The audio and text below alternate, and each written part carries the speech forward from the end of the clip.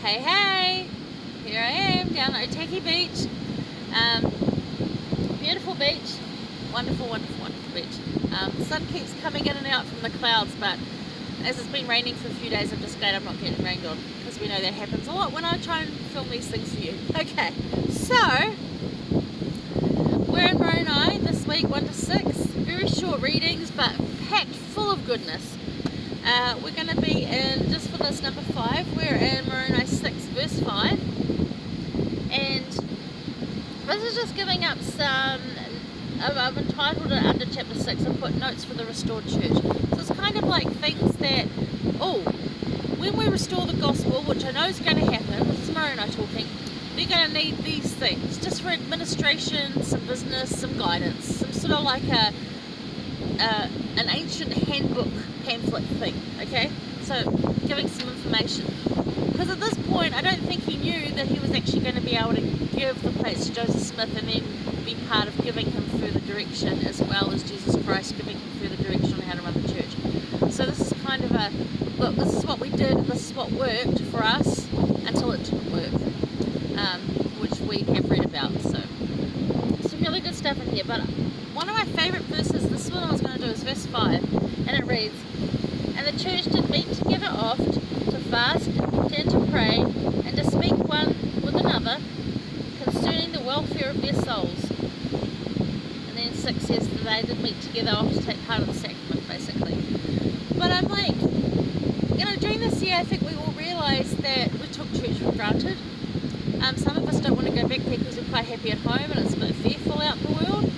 And actually, I love my husband, as you know, very, very much.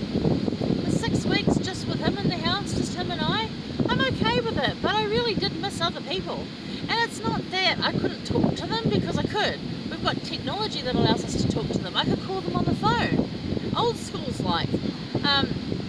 It wasn't like I was cut off from the world or that I was alone. But it's something about having like a soul-to-soul connection, being in the proximity of someone. There's a difference there.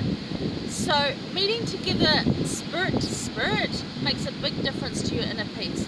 And that's one of the reasons that this is my favourite scripture from this, like chapter 6, and then probably in this week's reading. Apart from remembering Jesus and the sacrament prayers, which mean a lot to me, but the fact that they met together to do it together, because there's something in together that makes us stronger, that makes us better. And yes, we can do it not together, but being together helps others and it helps us. I just want to remind you too that we don't have to be best mates with everybody in our ward or at church. That's not a requirement. We don't even have to talk to some of them if we have nothing in common. We can be like, "Hi, how are you?" Yep, that's enough. But there's also some of the most amazing people there that you can talk to. Some of the seniors, some of the young people. I love our young people. They have the most amazing take on life, that things I would never have thought of. And they're really good to talk to if you get to talking to them. And it's like, I'm not going to be their best friend ever, because that's just not going to happen. But I can still have a really good friendship with them. So think on that.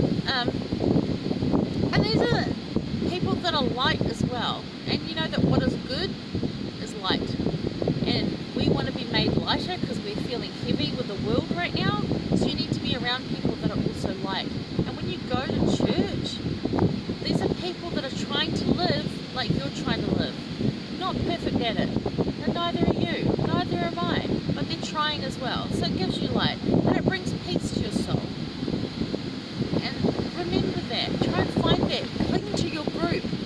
Your little, wherever you are, your ward, your branch, your whatever group you've got going on.